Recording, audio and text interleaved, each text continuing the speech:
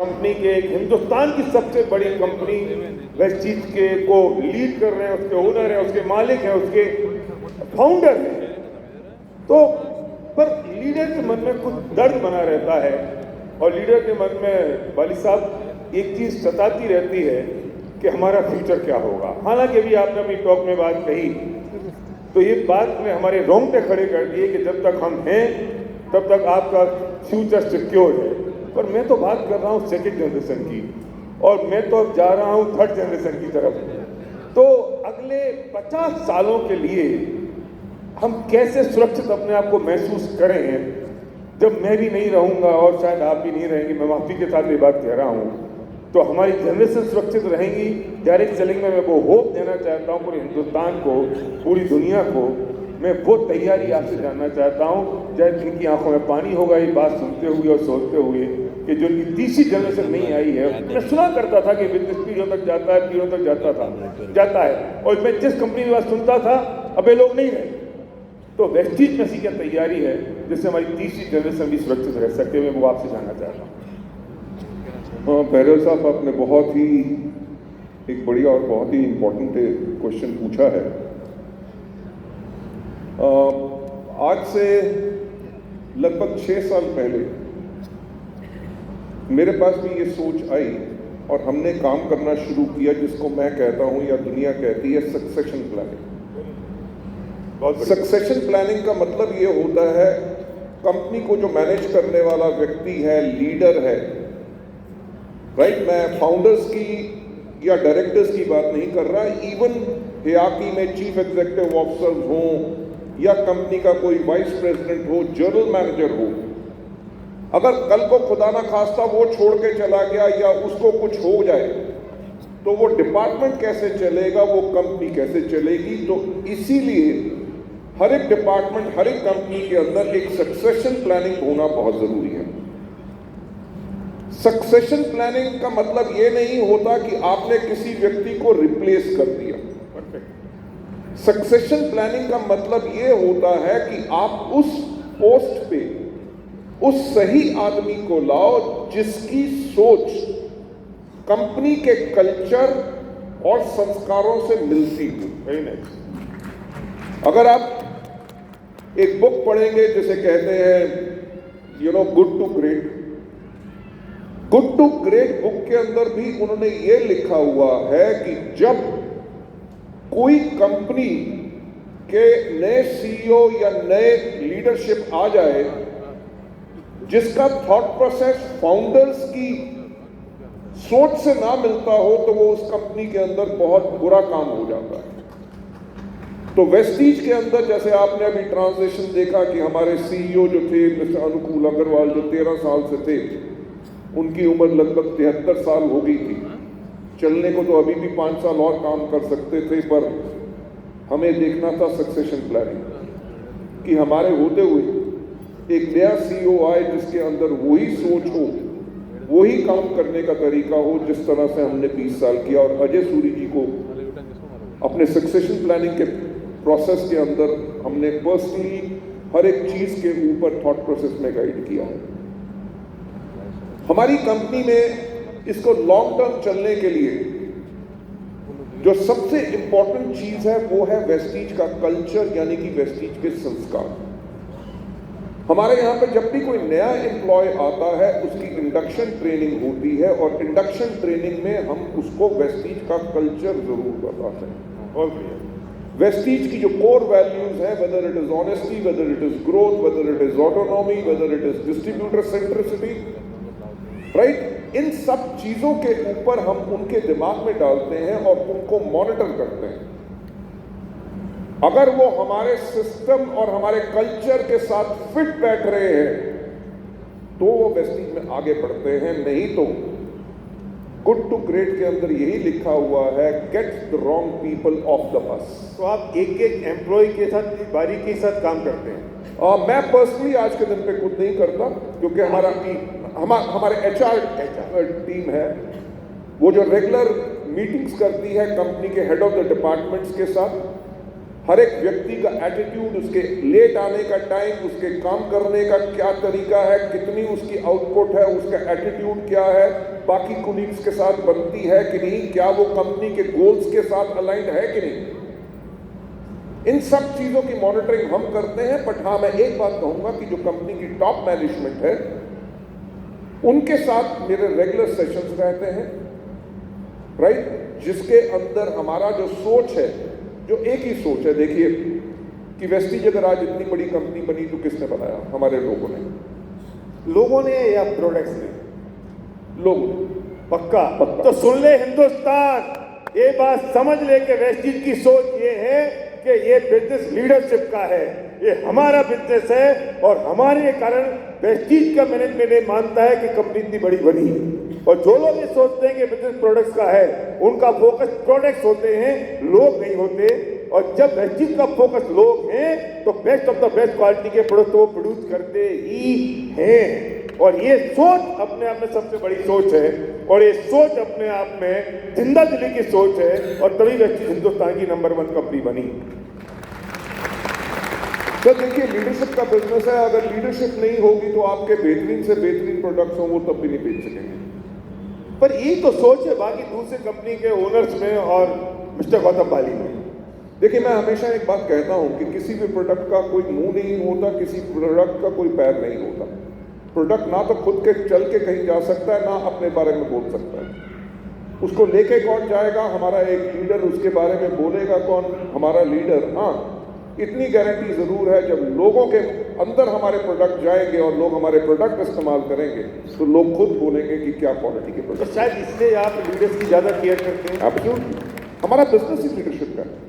पक्का 100%। तो तभी मैं देखता हूं कि अभी 5 तारीख को आपका बर्थडे था, तो लोग इतनी मोहब्बत आपसे करते हैं, इतनी मोहब्बत करते हैं कि पूरा सोशल मीडिया भरा पड़ा था आपकी बर्थडे पर और लोग आपके लिए इतनी बातें कर रहे थे। क्यों इतनी मोहब्बत करते हैं? मुझे समझ आया, क्योंकि आप लोगों की केयर करते हैं और लोग फिर प्रोडक्ट्स की केयर करते हैं और जिंदगियां बदल जाती हैं। बहरहाल साहब, इसके बारे में कहना, जवाब देना बहुत ही मुश्किल है, पर मैं एक बड़ी कोशिश जरूर करूंगा। जी जरूर। मेरा जो आज के दिन पे लगभग 40 साल का प्रोफेशनल एक्सपीरियंस हो चुका है। इस 40 साल की उम्र में मैंने अपने सीनियर्स, अपने बॉसेस ऐसे भी देखे जो निहायत ही बदतमीज थे। जब आप जॉब में थे तब? जब जॉब में था, जो कभी इंसान को इंसान नहीं समझते थे, अपने जूनियर को तो बिल्कुल नहीं समझते थे। तब मुझे बहुत दुख होता था जब मैं इस पोजीशन पे आया कि लोग मेरे को रिपोर्ट करना शुरू किए। वैसे जॉब में या अपने बिजनेस के अंदर मैंने एक ही बात के ऊपर काम किया, हमेशा लोगों को प्यार करो। राइट? जोरदार तालियां इस बात पर। बगैर किसी मतलब के, एक रिक्शा वाला हो, एक सफाई कर्मचारी हो, कोई भी हो, दुनिया में कोई भी व्यक्ति हो, ऐसा नहीं है कि जरूरी है वो बड़ा व्यक्ति है, जिस भी लेवल पे व्यक्ति है, अगर आप उसकी इज्जत करोगे वो आपको बेइंतहा प्यार करेगा। बहुत बढ़िया, बहुत राइट? वेस्टीज में यही हमारा कल्चर हो चुका है। मैं आज के दिन पे भी ये नहीं कि सिर्फ टॉप लीडरशिप से मिलता हूं, कहीं जाऊं, कहीं मौका मिलता है, कोई नए प्रॉस्पेक्ट्स हो उनसे भी मिलता हूं, 5% 8% के लोग हों उनसे भी मिलता हूं। मेरे को कहीं जाने की जल्दी भी हो, अगर कोई आके कहे सर एक फोटो लेनी है, रुक के स्माइल करके उनके कंधों पे हाथ रख के फोटो जरूर लेता हूं। क्यों? क्योंकि उससे उनको खुशी मिलती है। बहुत खूब, बहुत बढ़िया, बहुत बढ़िया। सर, किसी का हाथ पकड़ के किसी के कंधे के ऊपर आपने हाथ रख लिया और उसके लिए एक यादगार लम्हा बन गया अगले आने वाले 5 से लेकर 10 साल का, इससे बेहतर आप क्या काम कर सकते? इस धरती पे कोई और काम नहीं हो सकता इससे बेहतर। और वेस्टीज, जब हम कहते हैं कि वेस्टीज परिवार है, तो परिवार में तो सब लोग बराबर होते हैं। आज के दिन पे आई एम रियली थैंकफुल अपने लोगों का।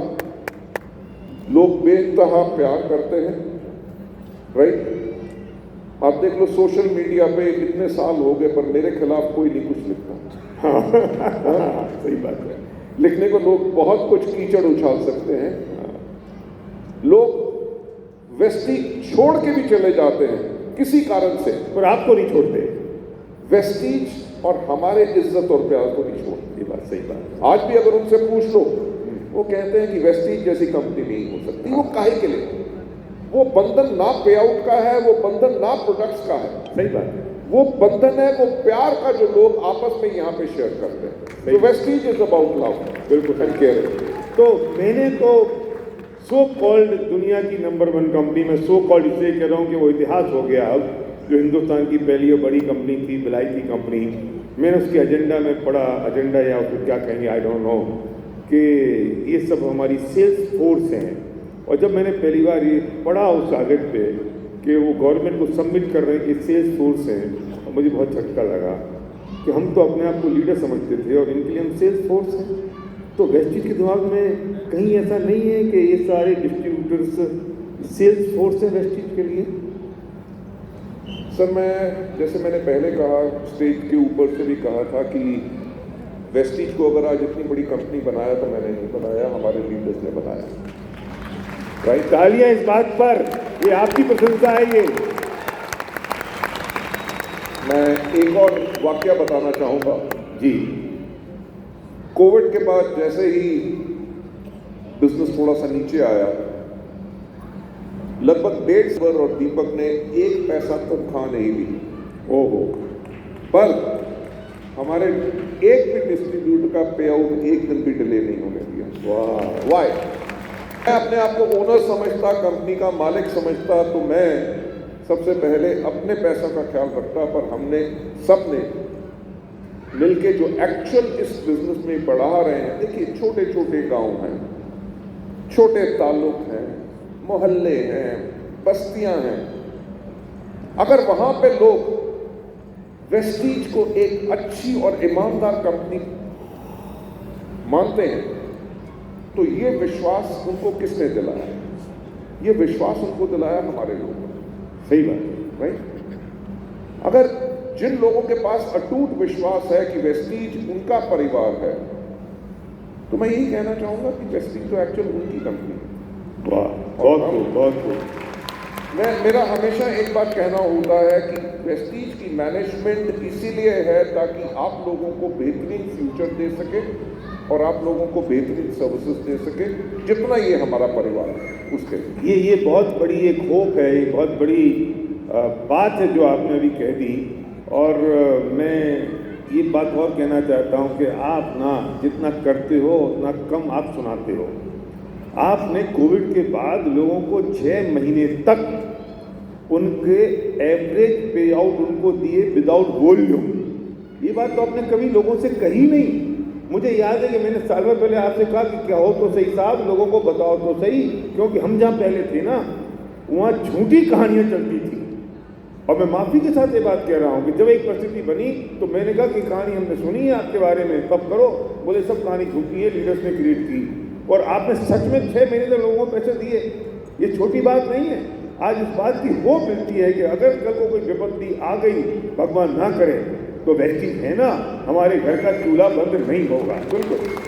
तो देखिए, हमारा बिजनेस मॉडल देखो, मार्केटिंग प्लान देखो, प्रोडक्ट्स देखो। हमारा मार्केटिंग प्लान ऐसा है कि जैसे आपने आज इंट्रोड्यूस कराया कि वो लोग हमारे सलीम भाई टैक्सी चलाते थे या जो ट्रैफिक पुलिस में थे जिनका एक्सीडेंट हुआ है, फिनोमिनल हमारे लीडर्स हैं, दैट लेडी जो सब्जी बेचती थी। जिस सिस्टम के अंदर ये लोग इतनी अपार सफलता में जा सकते हैं वो कभी रुकेगा नहीं। बहुत वाई?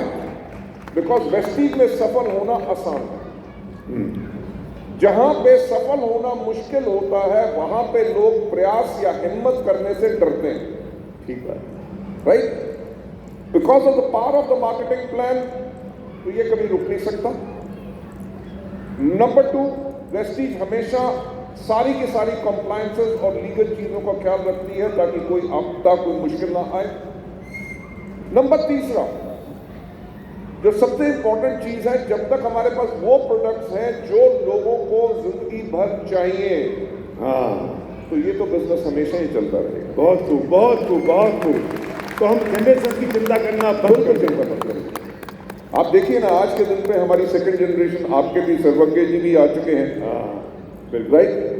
हमारे कितने ऐसे लोग हैं जो आज इस दुनिया में नहीं है, उन्होंने इस बिजनेस को शुरू किया था, आज में उन्होंने जो बिजनेस बिल्ड किया था उसकी इनकम आज के दिन पे भी उनकी फैमिली को मिल रही है।